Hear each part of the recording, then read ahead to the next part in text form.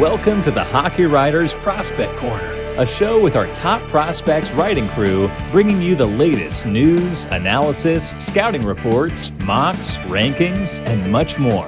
From the World Juniors to the NHL Draft floor, from the farm to the NHL, our team covers everything that happens in the world of prospects. So sit back, grab a notebook, and get ready for Prospect Corner. Hello, everybody, and welcome into another episode of Prospect Corner here at the Hockey Writers. I'm your host, Matthew Zator, and as always, joined in by other prospect experts here at the Hockey Writers, Peter Baracchini and Dayton Reimer. Guys, we're getting closer and closer to the draft. We're like a month and a half away now, I think. Yes. Month and a half, and the playoffs are, in the second round. We just had the draft lottery done. We had an episode on that last week. And now we've got the top 23, 24 set with the first round being done of the playoffs. So, Peter, how's it going? It's going great. Yeah. It just seems like the day's slowly creeping upon us right now. And then all you know is going to be the draft combine in a few weeks. And then obviously the main event at the end of June. So, yeah, it's really starting to heat up right now. For sure. And Dayton, how's it going? Yeah, also pretty good. Just getting over a tiny cold here. It's I don't know. When you're in a school like every other day, you get exposed to every kind of disease. Children are little carriers. If you work with kids, So yeah, just got hit with a little bit of that, and things are good. Yeah, so I mean, we've got lots of stuff to go. We're gonna do our mock draft of the first top 23. We're just we've done a couple mock drafts of the top 16 in the past year, and we didn't know we just had the standings at the time. But now they're locked in for these picks, and so this is what's gonna be, unless there's some trades, which obviously can happen at the draft with teams trading their picks. I know it happened, I think, a few days after we posted a mock draft last year. There was a pick moved and it's like kind of messed it up a bit, but hopefully that doesn't happen this time. But let's get going on it. And so the San Jose Sharks have the first overall pick, as we enjoyed the draft lottery and having the worst record in the NHL. So Peter, you've got the first overall pick. Who are you going with? Yeah, it's not a difficult one. It's going to be Macklin Celebrini from Boston University. I mean, you know what? They have already a solid foundation with prospects already in their system. They got Will Smith. They drafted Kasper Halttunen, who's tearing it up in the OHL right now. But now you add in a legitimate franchise-altering number one center that can do it all. The shot, the IQ, the overall awareness, the off the puck play, it's already at an NHL level right now. And even Mike Greer even alluded to that there's a possibility that he can make the jump right away. Whether he goes back to college or not remains to be seen. I really do think he can make that jump as well, because he basically showed that he could dominate, competition older than him. U18s, juniors, college. The NHL is next on his list right now. And if Team Canada didn't add the players that they did, I'm pretty sure he would have tore up the, championship as well, just like Connor Bedard is doing right now.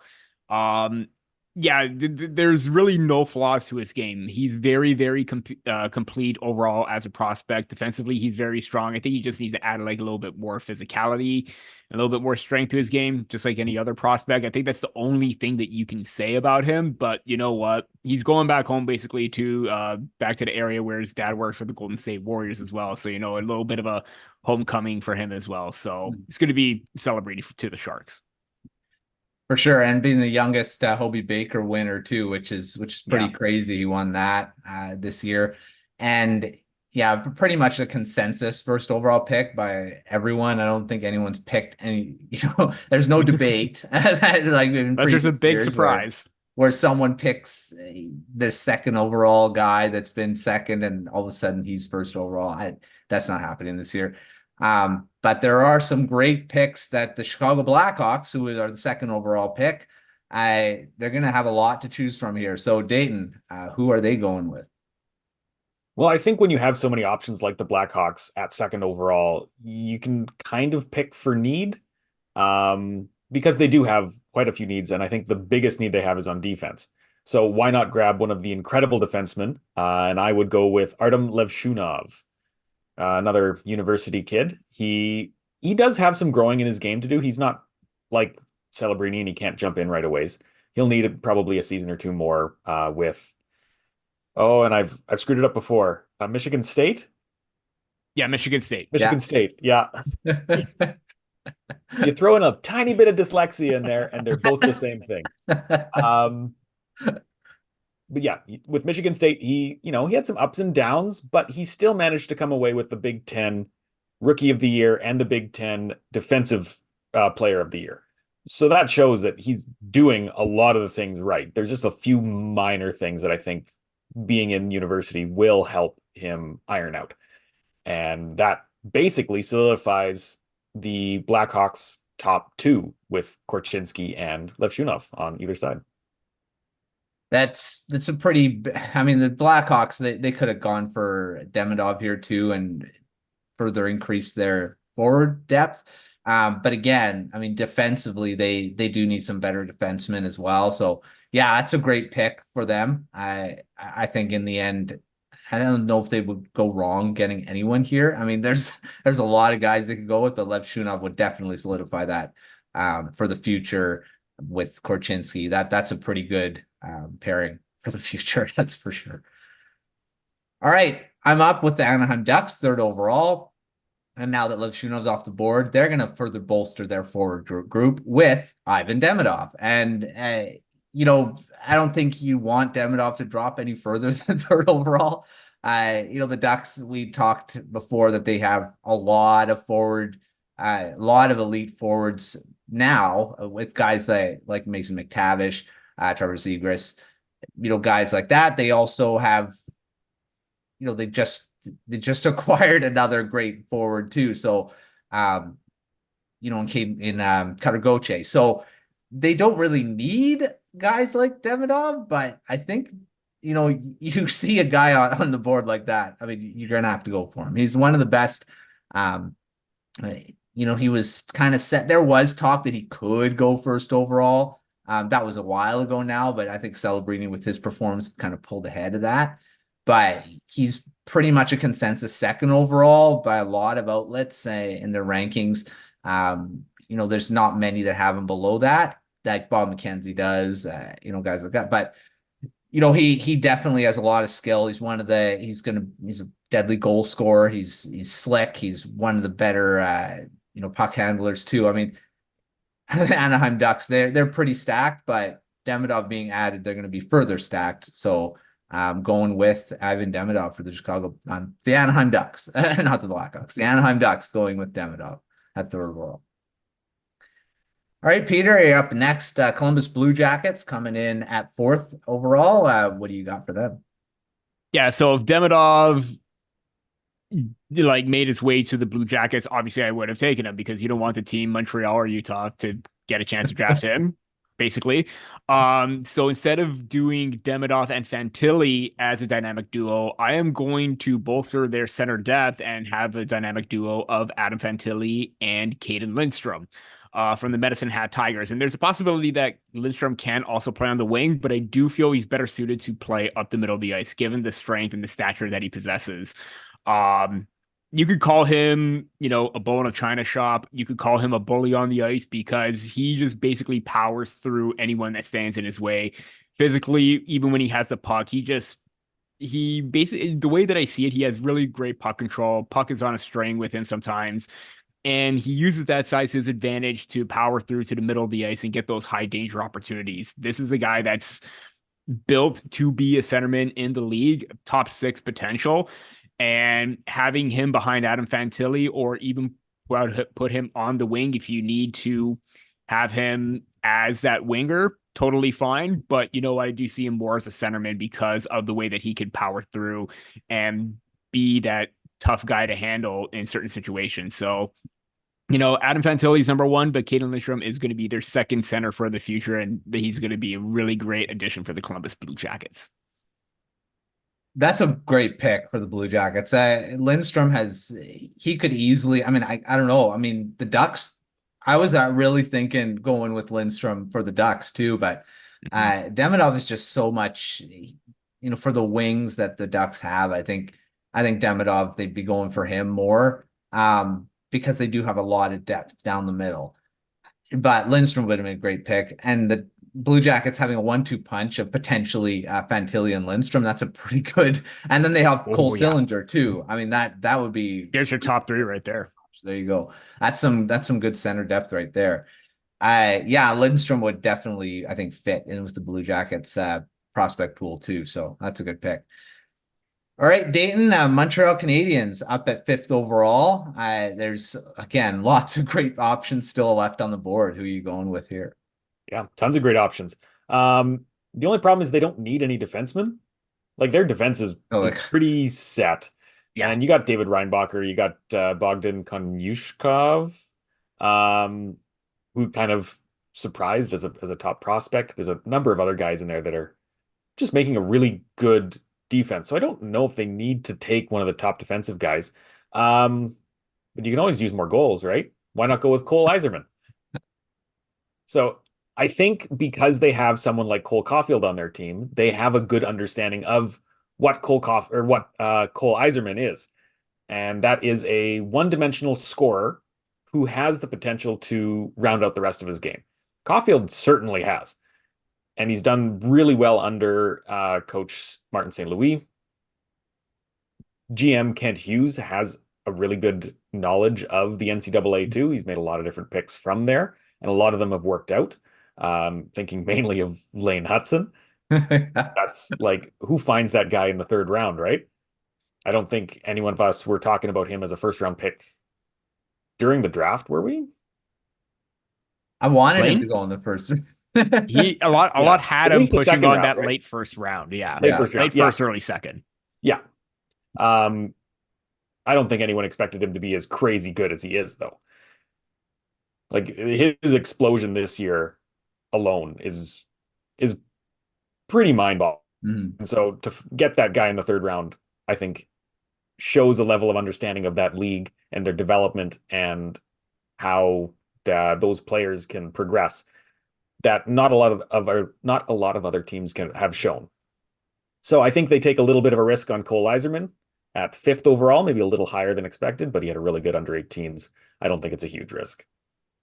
No, I mean, he could be bumped up. I don't know about in the top 5, but he definitely can be bumped into that top 10 now for sure, the way he played at the under-18s. And yeah, I get with Montreal, with how successful with Caulfield. I think Yzerman's definitely on their radar because he's a similar, like you say, one-dimensional scorer, bigger, not as small, obviously, as Caulfield, but he definitely would really fit into what they're looking at in the future too, with a highly skilled forward group.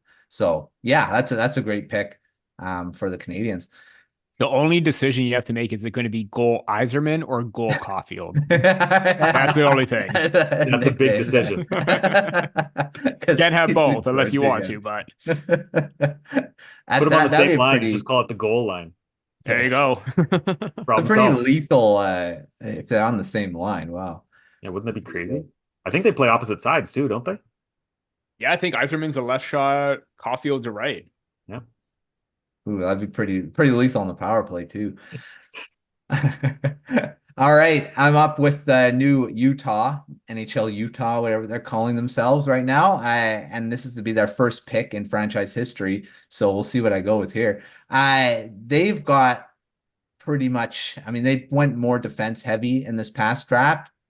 So I'm kind of leaning towards Anton Salayev, but I think they need some more center depth beyond Logan Cooley. So I'm going to go with Berkeley Catton for the Utah, whatever they're going to be name is. At NHL Utah, we would be picking Berkeley Catton. That and Catton, we've talked many times in this show how skilled this guy is, how slick he is. He's a little undersized, but his skill level is just off the charts. So Catton has been lights out probably since beginning of the year. I mean, he's been just ripping it up in the WHL with Spokane, and Lots of great skill there. I think he would be a really good complement to Logan Cooley as the second line, first line, whatever they want to do there. So I'm going to go with Catton going to Utah at 6th overall. All right, Peter, you're up with the Ottawa Senators, 7th overall. We'll see what Dayton has to say with your pick here. So again, the Senators are pretty much set up front. They got a lot of their main core is up right now. They got a lot of depth pieces that can move up and be interchangeable in the bottom 6, but the defense is still a bit of a question mark, mainly because aside from Jake Sanderson, they have a lot of great names on the left side, but none on the right. And they could really use a dynamic puck mover in what many teams can see in Zane Parekh. I am going to go with him as that pick because mainly you can have Jake Sanderson as that, steady two-way type of presence that can still rush the puck, but Zane Parekh is all offense. He's very dynamic in transition, has got the ability to walk the line very well and basically open things up so that he can carry the puck himself into the open ice and spaces. Very deceptive, really great shot, especially from along the half wall on his strong side. He's very dangerous. He's very lethal, and he can be very deceptive from that far out. Again, there are going to be some question marks about his defensive game and inconsistencies around there. But, you don't have a lot of substance on the right-hand side, and he will bolster that and give you a really strong tandem in Sanderson and Parekh for the future. I'll go to you, Dayton. What do you think about that pick? No, I think that's a solid pick. The right side of the Senators' defense is pretty weak. You don't have a lot of guys who can move the puck really well. It's either long shot guys or defensive specialists is what they have in their system, and none project to be top 2 guys. Parekh could be a top 2 guy. Mm-hmm. He's really good, like really, really good shot. I think a little bit on the one-dimensional side, so he'll need someone to balance him out. Putting him with a Sanderson, that would help balance out, and I think that could make a really, really deadly tandem. He's also been compared to Erik Karlsson, which I think is a positive mark, especially for the Senators, who were able to turn a one-dimensional defenseman into a future Norris winner. Not with them, of course, because that's not how the luck works for the Senators. Talk about mildly cursed teams. Not as cursed as some others, but still pretty cursed. Yeah. And I think for the guys who are left on the board, that's one of the best picks for sure. Yeah, I think he fits with the Senators too. I'd say that side is a very weak, and they need to figure that out. They're so loaded on with so many other guys on the other side. Definitely Parekh would fit. All right, Dayton, you're up with the Seattle Kraken at the 8th overall pick. This is their highest pick since they picked Beniers. So what do you got? Well, I think they could use another defenseman as well. Their left side is actually on the weaker side in their prospect pool. So let's go with Sam Dickinson, maybe one of the smartest defensemen and just the calmest defenseman available. He's so good, and everything I have watched of him is just like, how is he pulling this off? He looks like he is already 26. He could jump into the NHL next year, and I would not be surprised. Yeah. He's got a lot of really good, mature habits. He never looks phased. I think, he's just a really solid pick, and I don't know where he's going to fall on draft day, because he could be a top 5 pick, but who needs another left-handed defenseman with some of the right-handed guys? Yeah. Or with some of the forwards that are available. Him and Zeev Boyum are really difficult to pin down. I think Seattle can pick between either of them. They've had better luck with picking CHL guys. I think they have a little bit better of an understanding and a better scouter presence in those leagues. So let's go with Dickinson. Yeah, I love that pick for the Kraken. I think, their defense prospect wise is not as strong. They've got some good, solid, maybe. I mean, I don't know of any for sure top 4 type defenseman, but Dickinson would definitely be in that category. So I like that pick for the Kraken. I think that would be really someone they would want for the future. And there's a chance in the future that they could have 2 Caden Prices on their defense. Yeah, I hope they're on the same pairing. That would be amazing. I don't know how they distinguish them. One's a C and one's a K. Imagine They're calling the both game. Caden. Imagine calling the game with that price to price. And they both involved in the same scoring play. Yeah. Price from price. I definitely forgot about that until I was working on some of those deep dives. Yeah, two Caden Prices. That's hilarious. That's great. Both defense too. Oh my gosh. Yeah, if we're on the same pairing. I would, as a coach, I would just do that just to. Of course. All right. I'm up with the 9th overall pick in the Calgary Flames. And who's still on the board? TJ Ginla. And Calgary's gonna go with TJ Ginla. You can't, I mean, why You got it. I mean, you gotta do it.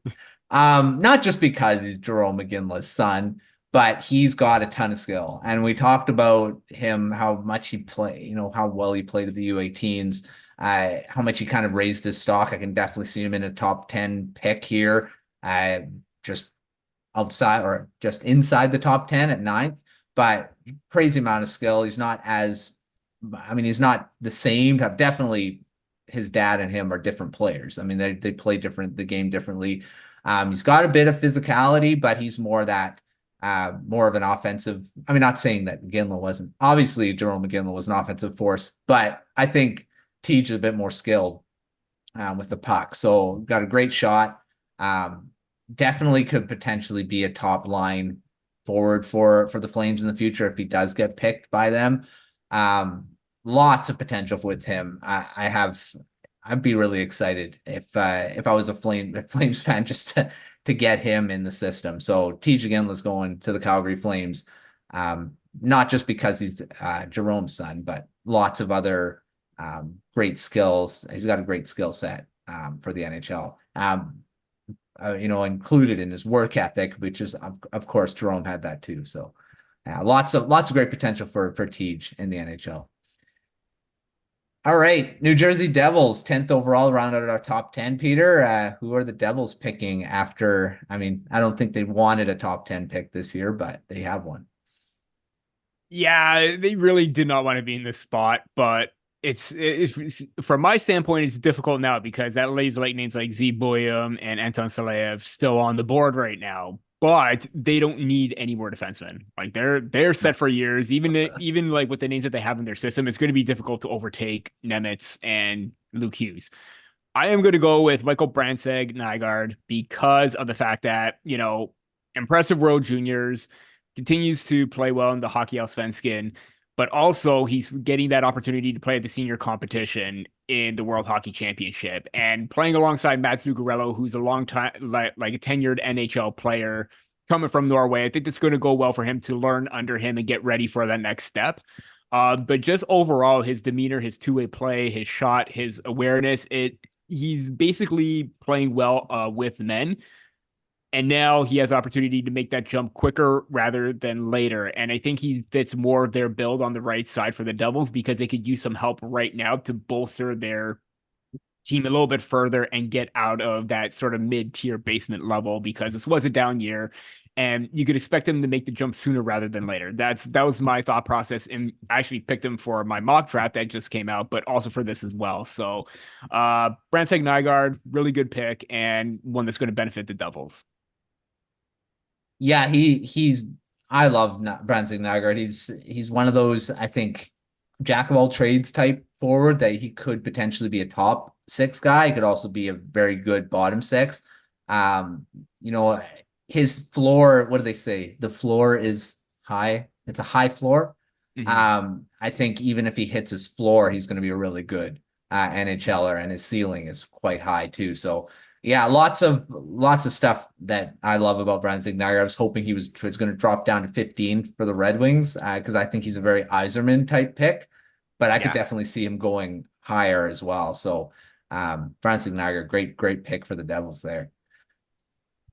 All right. Well, before we move on to the rest of our draft, we got to pay the bills here and talk about our Substack here at the Hockey Writers, run by Dayton. Lots of great stuff. Lots of fun stuff that's actually come out in the last few days. The draft lottery big board that came out, that has a lot of great stuff. You want to know profiles of all the teams that are in the lottery picks. If you want just a primer on that, it's great to take a look at. It is a premium post, so you're gonna have to be subscribed to the premium tier. That's correct, right, Dayton? It's not a The big board is one? free, so Okay. that gives a brief overview of all the teams that are in it. If you want to go deeper, each team has a specific article that is more of a deep dive, and those are premium. All right. If you like what you see on the big board, then subscribe and you can read more. There's tons. All right. So the big board's free. You can take a look at that. The premium tier, you'll get more deep dives into the rest of the team. So definitely take a look at that in the description below. Hey, Dayton, you're up with the 11th overall pick and the Buffalo Sabres. What do you got? Yeah, I feel like this could get a little interesting now. Most of the big names are off the board, but there's a few that are still there. I don't see the Sabres going for another defenseman, though. They have so many young defensemen that they're just going to clog up their system.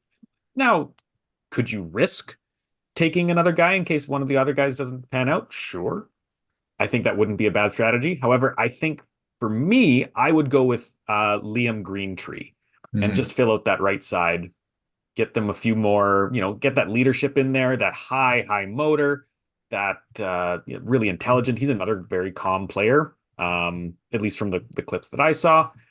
Has a really good presence on the ice, great net front presence, and just kind of fills out that forward after spending a lot of drafts working on their defense. Yeah, I mean, the Sabres, you can really say their forward group is pretty stacked too. I think adding either way, you're just gonna further increase the depth they already have. I'm sure they'd love to stop picking in this range and start picking beyond the 20s, because that means they're in the playoffs. But Greentree would really add again to their already plethora of forwards that they have. You'd think eventually they're going to start turning the corner and making the playoffs all the time, because really, how much longer can you take with how many forwards that you got and how many good defensemen too, and goaltending? They don't have a lot of weaknesses in their prospect pool. It's just, all these guys are prospects have to turn into NHL players and make sure that the team actually is good. So we'll see what happens in the future, but Greentree would definitely add to it. All right, Philadelphia Flyers up at 12th overall, and I've got them. Again, they could go many different places. They've got they got a pretty high-end forward group. Defense, I think they could get someone, and I'm going to go with, I believe, would really fit the Flyers, and that is Anton Silayev. I think, he's 6'7". We already know his size, and I'm a little surprised he's dropped now down to the 12th pick, because he could definitely go in the 10th, in the top 10 too. But great skater for his size, got a lot of offensive upside. He's also really good defensively too. So probably one of the better elite modern day defense. I don't know. I call them modern day defensive defensemen. These guys that can put up a bit of points and be one of the better guys defensively. The Jacob Slavins of the world, those guys that, very underrated, but can do it all. So I'm going with Silayev with the Flyers. I think he would really solidify their group going forward, because, the Flyers, they're not that far away from being a playoff team, and they almost were this year. So going with Silayev with the Flyers at 12th overall. Right, Peter, you're up with the Minnesota Wild at 13th overall. Yeah, same thing with the Wild too. Their forward group is actually kind of okay, but could use some work. But I'm not going to pass up the opportunity and take a defenseman when he's already there. You're going to wait on Danilo Yurov to come over. You already have Liam Ogren signed. Rasmus Kumpalainen looked really strong, but now that Silayev is off the board, you need another defender that could probably, round out that top pairing with Brock Faber, and I'm taking Zeke William from the University of Denver. Stood out the World Junior, stood out during the Collegiate Championship, helping Denver win the title this season, and the offensive IQ that he has is just absolutely unreal. The pace of play that he can play with, the smooth skating through the neutral zone, pushing defenders back as, an attacking defender himself. Even overall, his defensive game is pretty strong as well. So I think they're going to complement both Faber and Bouillon, kind of complement each other's, Faber is more of the shutdown two-way type of defender, but Bouillon with a little bit more of that offensive instinct. That's not to say Faber can't produce offense. He had like really good production. I think it was just under 50 points a season anyways as a rookie, getting the minutes that he had. And I think Bouillon can really benefit that and help him out as well. And they could feed off each other in terms of being a very, very strong tandem for the future. Again, maybe they probably could have used a right shot defenseman, but you now have a solid tandem with Bouillon in the fold right now. Yeah, he's really increased his stock over the last, since the World Juniors, really. I mean, he's one of the better defensemen. Again, a guy that could definitely go in the top 10, depending on who's picking and where they rank him. But yeah, he's been great throughout pretty much all season. I love him as a pick for the Wild too. Again, I mean, the Wild definitely, I think their defense probably is the place they would go, because they don't really have a lot of guys. I mean, Brock Faber has definitely pushed himself from a prospect to a bona fide NHLer now. So they need another guy to kind of join him. So Bouillon would definitely fit that. All right, Dayton, they're up San Jose Sharks, and this is a pick they got from the Pittsburgh Penguins in the Erik Karlsson deal, I believe. So Sharks with their second first-round pick.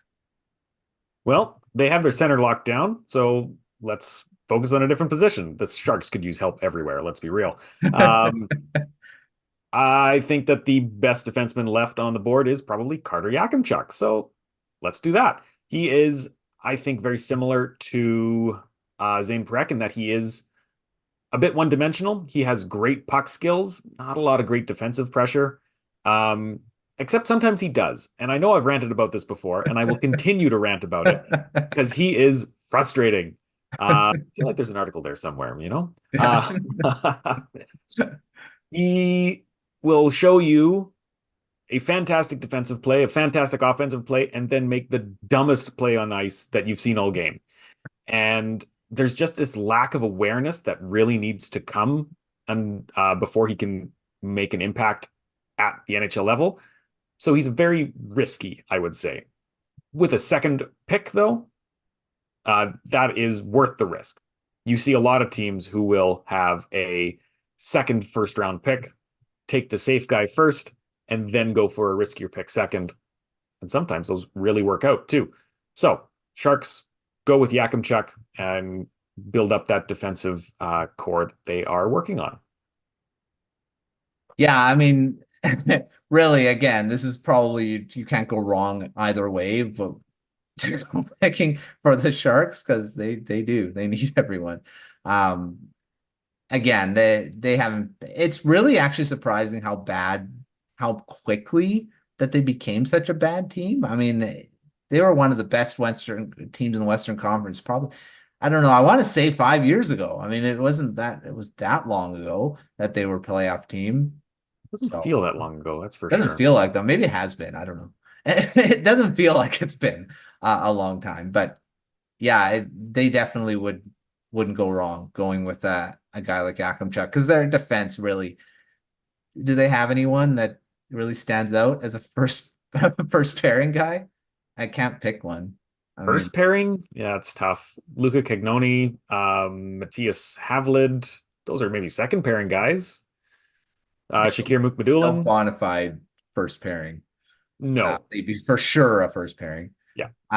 But yeah, I think Yakimchuk, I mean, is he a first pairing, for sure first pairing guy either? I mean, maybe. I think in round of his defensive game and his decision making, maybe he can. But yeah, definitely a good pick for the Sharks there. All right, I'm up for the Detroit Red Wings, and since Brandon Nygaard is off the board, I'm going to go with Beckett Seneca as their pick at 15th overall. I just wrote his prospect profile, so he's very fresh in my mind. man, a heck of a playoffs. This guy was on Yeah. fire. I mean, he's got what 22 points in 16 games. He had a point streak that just ended. I mean, not that long ago. It ended on May 3rd, and he was going on for I don't know how many what it was. It was going into double digits. It started to become pretty crazy. He just kept putting up points. It ended because he had dealt with the injury. That's why. Yeah, so that ended up derailing it a bit, but man, he was on fire in the playoffs, and then the regular season, 27 goals, 68 points in 63 games. Very exciting forward. He's got great playmaker, great toolkit. He could actually be, a bit of a power forward in the future. But for a guy that he played with Callum Ritchie, and they have some great chemistry together. Whoever picks him, maybe try to get Ritchie from the Colorado Avalanche, because they looked really good together. But he's got such a great skill set with size, skating, playmaking, soft hands, lots of great assets for the future. So the Red Wings, they need a bit more skill in their top six, I think, in the future, because they do got some great guys now with Lucas Raymond and Dylan Larkin, but for the future, for sure, top line wingers, I think Seneca would be a very good pick for the Red Wings there. And I know that Evan would really love that, because he wants the Red Wings to pick Seneca. So I'll pick him here. We'll see if he is picked by Yzerman when the draft actually happens, and if he's still available at this point, because I don't know, he could go higher. So Seneca for the Red Wings at 15. All right, Peter, up for the St. Louis Blues at 16th overall. I am going to go off the board here. Well, technically not off the board, because he's still technically in that range, but there's going to be a team that is going to take a flyer on him, and I think the St. Louis Blues will do that, and I'm going to take Adam Jiricek. If you were going to take Beckett Seneca, I probably would. I don't care if they're stacked on the right side with Jimmy Snuggerud coming up. But they do need a right shot defenseman, and I think Jiricek definitely fits the mold of a strong two-way offensive powerhouse with great mobility. Aggressive defensive game, again, awareness needs to be taught a little bit more, because there are times where he is caught looking, isn't aware of his surroundings, and he gets caught. But you have to love the offensive instincts that kick in when he's in the offensive zone and on the rush, leading an attack. There's a lot of promise in him, and he probably would have been he's just outside the top 15 right now. But I think he could have been a possible top 10 pick had he been healthy and he didn't miss a whole entire season, kind of like his brother did. So there's going to be a team that's going to take a flyer on him and see the potential, because there is a bit of there are a lot of notes on him before this even happened, but it's a little bit of a risk considering the injury, but they need a right shot defenseman, and he is definitely that. So St. Louis Blues will take Adam Jiricek. Yeah, Jiricek, I think he could definitely have gone higher. He was ranked to go higher before the injury. Just kind of, it's hard when other guys are playing and he's not, and you don't see him as much. And, the guy's just, it's just a fact of you see him more, and he can't increase it. He can't decrease it either, I guess. But yeah, definitely going to be, I think, a bit of a steal for where teams are going to be able to pick him because of that injury. But lots of great talent there still. All right, Washington Capitals, and we're now outside of the lottery picks. We are now into the teams that made the playoffs. So the Capitals are first up here at 17th overall. Dayton, who do you got them picking? So Washington is another team that could use a lot of help in their prospect pool. They have a few names that are their standouts, right? Andrew Cristall, Ryan Leonard, Miroshnichenko. Those are pretty solid guys that will help them in the future. Beyond that, they could use help everywhere. Focusing on where they could use that help with this one pick, though, is the question. And that gets a little trickier. I think defense is probably their biggest weakness right now. Debatable, for sure. but they've had a lot of good luck with Russians. So why not take a risk on Igor Chernyshov?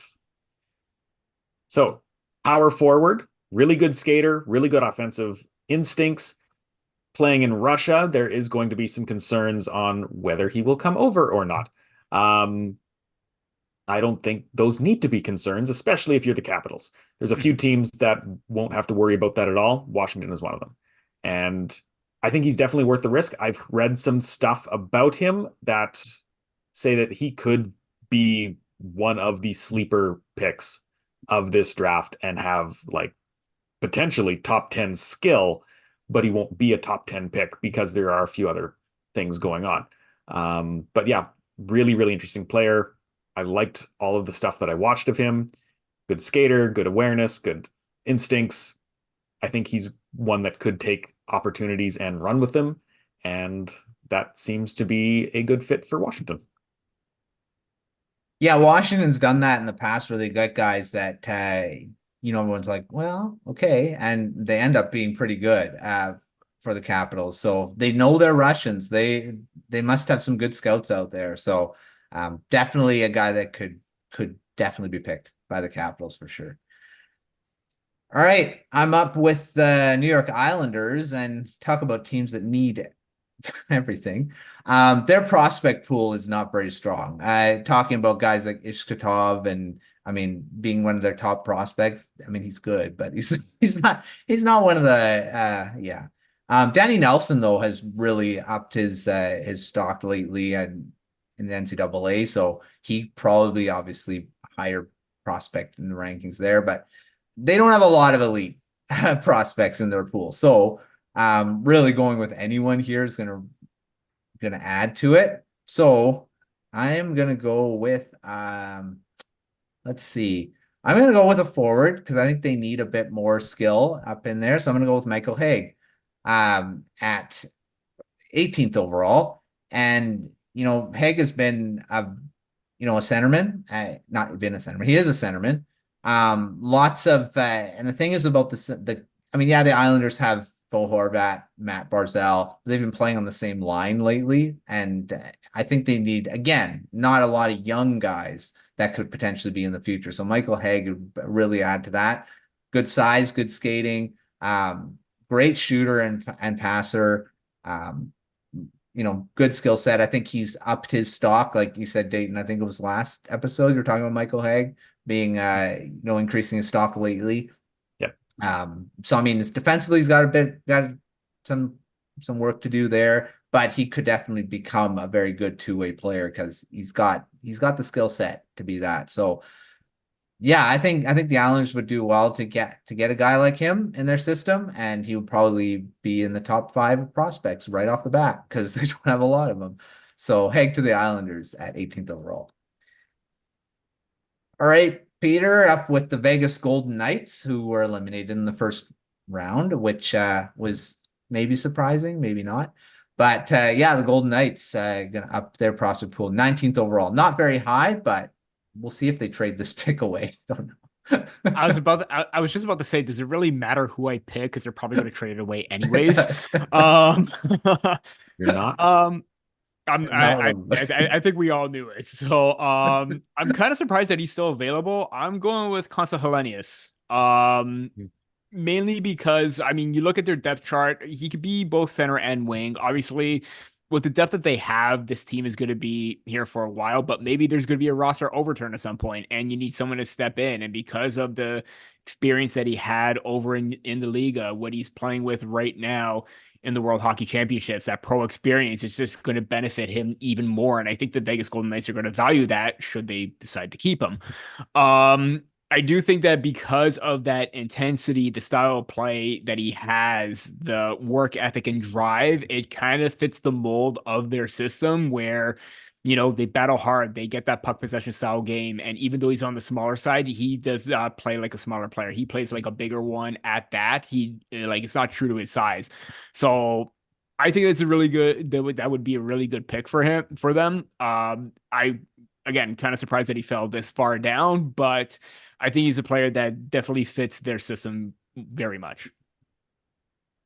Yeah, I guess the Islanders could have picked him too. They've gone with their Finns in the past. But I think they need maybe some more depth centerman. I don't know. But Helenius, yeah, the Golden Knights, if they were able to get him down here, although they'd probably trade him away. They seem to trade any recent picks. Who's the only one that they still have that it's not many. I know they still have Shapovalov. They still have Caden Korzak. They still have Lucas Cormier. Yeah, I guess Neil they've held on. Chaika as some of their earlier draft picks or like more recent ones that are still in the system. Was Cormier a first round pick? I know the other ones weren't. Not a first, but I believe he was a third, but he's still Third. a top Okay. prospect in their system. Yeah. Sorry, I probably should have been more specific that first rounders are not there, but Yeah. top prospects are still there. The first rounders they trade away. Yep. Yeah. Immediately. Almost immediately too, because they just did. To get to the Sharks. So all right. Chicago Blackhawks, their first round pick of this one. This is coming from the Tampa Bay Lightning, who they've traded many picks to. To the Blackhawks. So who do you got the Blackhawks taking for their second first round pick? Well, they've got their defense locked up with Lev Shunov in this. So let's find somebody who can partner up with Connor Bedard, potentially, and either feed him the puck or get fed the puck. And I think there isn't a better option than that than Tariq Parasek. So maybe a little bit of a riskier pick, but he was incredible with the Prince George Cougars. He had an insane amount of points and just kind of like erupted out of nowhere. And I think part of that is because of the team he played on, which was very highly offensive and led by Riley Heidt, who is a Minnesota Wild pick. Just a lot of really, really good offensive players. And I think he benefited from that, which shows that he can play alongside really skilled players and thrive. Not everyone can. You can't just put anybody with any superstar and they will succeed. I think that doesn't apply to Mario Lemieux, but we don't have a Lemieux anymore. We have a Connor Bedard. Put him with Parasek. I think that is a great pairing. Both played in the Western League. So they will have kind of that shared understanding. Would have probably played against each other too last year. But yeah, maybe a little riskier pick, but with a second first round pick, you always try to be a little riskier, take your shot, see if it hits, because it's a bonus. Yeah, I mean they've done pretty well with their second first round picks lately. Getting Frank Nazar down in the middle of the first round at that when was the same draft they picked Korchinski. I believe so. So yeah, they got a pretty good guy down there. So I mean, you never know. I think they could probably get another one there too.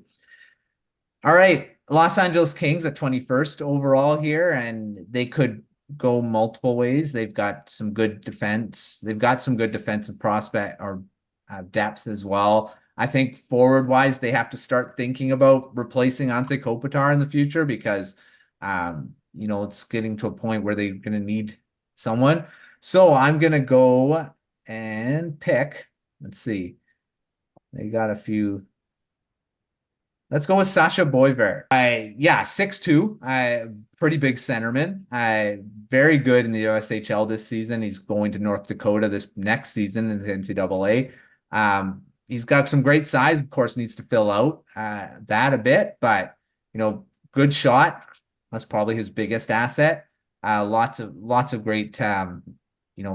Obviously, again, Baden thinks the size, so he's better in the face-offs, and that's something that always have to be.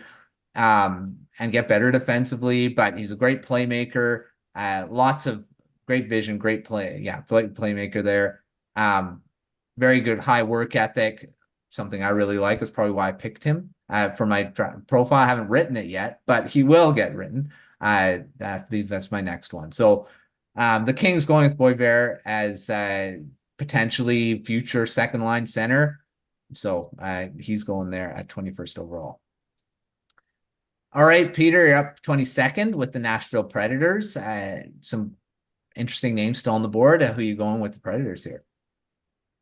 I was looking at D, but when you have Luke Prokop, Jack Mateer, Tanner Molendyk, Ryan Ufko, who has been a big surprise recently, Anton Olsen. You got some good depth in there that can sort of fill out and probably push up a little bit higher up. But I think they're going to go forward. I think they should go forward because you're going to have some uncertainty at some point where maybe some names get moved and open spots up. And I'm going to go with Ryder Ritchie from the Prince Albert Raiders. I'm not. I basically when I think of this pick, it's basically the speed aspect of it, the pace of play and the changing of that he could be very, very deceptive.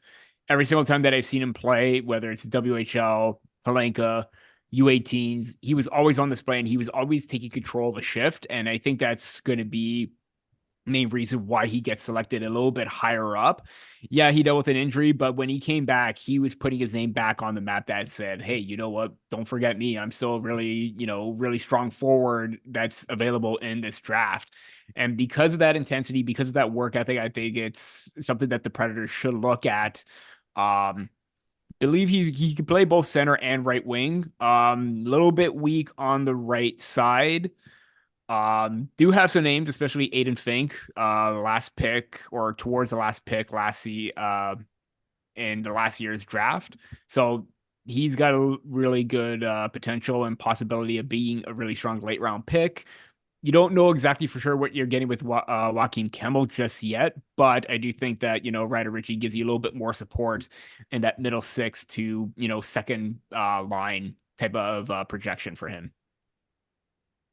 Yeah, and then Richie, we talked about him in the last episode, be increasing his stock from the U18. So the Predators, made the playoffs, but they got some really good prospects in their system that really exciting to see in the future because they're a playoff team right now, and we'll see how these guys kind of fit in coming into the next few years. All right, 23rd overall, Dayton, you're finishing it off with the Toronto Maple Leafs, and I'm sure Peter wouldn't have liked that we're talking about them right now, but been eliminated in the first round. Lots of upheaval in the organization too. It is what it is. It is what it is. They're gonna have a pick here, so unless they trade it away, that could happen too. But Dayton, who you got for the Maple Leafs? Yeah, well, I was going to add Ryder Ritchie. I thought that was a perfect fit for the Leafs. He's got that dog in him, right? He really smart player, really good hustle, commands the play around him. Could have had higher offensive totals, but also dealt with some injuries this year that kept him off. So that makes my pick a little trickier. Sorry, Dayton. There's a few names that I think that would work well. I wonder if they go for a defenseman, just because they don't have a lot of defensive prospects that are top pairing. One of the best ones available is from Sweden, though, and I don't know if they go back to Sweden after the struggles they've had with Liljegren. He's been good, but has he been what they wanted him to be, right? Man, I thought for sure. This is throwing me off. Let's see. Is there still time to redo my pick to make it easier? No, it's good. Let's go with Alphonse Fry. I think that's a fun one. Very fun. So he is a very smart puck mover, but he's also got that two-way defensive game pretty much solid already. I wonder if there is, like I said before, a hesitancy with going back to Sweden because they've been maybe not burned, but they haven't had the results that they've wanted. I don't think Fry that would fall into that, though. He's been one of the fastest risers or hottest risers, I guess, lately. And he gives them another good left-handed shot after they have sort of piled up a good number of right-handed shots. Thinking of like Topi Niemela and some other guys like that. So yeah, maybe a bit of a risk, but the Leafs are the Leafs. They have a really strong team right now, and getting a first round pick in the top 23, I guess, which feels still pretty early, I think is just a little bit of an icing on the cake, so they can take a riskier pick. All right, Peter, what do you think about Frey going to the Maple Leafs? Yeah, he's actually one of my. I do agree that defense is going to be a main priority for the Maple Leafs because I know that maybe a right shot would have been a little bit more up their alley, but you know what? He's got that offensive game in him. Yeah, there some aspects of his defensive game that maybe can be a little bit too risky, but when he isn't trying to make something, he's a little bit calm under pressure. He isn't, being as overly aggressive, and he does have a very strong foundation to a two-way game that he can develop on it. Um, they need more mobility on the back end. As you mentioned, Niemela is that guy on the right hand side, but you need a little bit more. You can't just have those shut down two-way type of players. You need a little bit more offense, and he's got that speed. And there were a few games in the U18 where he absolutely took charge on the rush and was just doing everything himself. So, really great pick. I do think defense is more up their alley. And I do think Frey is definitely going to be one of those guys that's going to be on their radar. Who would you have picked in this position here? Because of the right shot factor, I probably would have gone, one of EJ Emery or Dominic Badinka. But, even with a left-hand shot, I really like Stian Solberg. Guys, I'm writing his profile right now, watching him develop at this World Hockey Championship too as an 18-year-old. Man, this guy's a monster / menace / beast on the ice with his physicality and ability to just take charge as well. So he's a left shot too, same as Frey. So the options are available. It's just that as Dayton mentioned, and even when we talked off air, they need players with that dog. They got those four players have that dog in them in terms of being driven and being a factor and involved in plays. So that to me is some names that would stand out to me.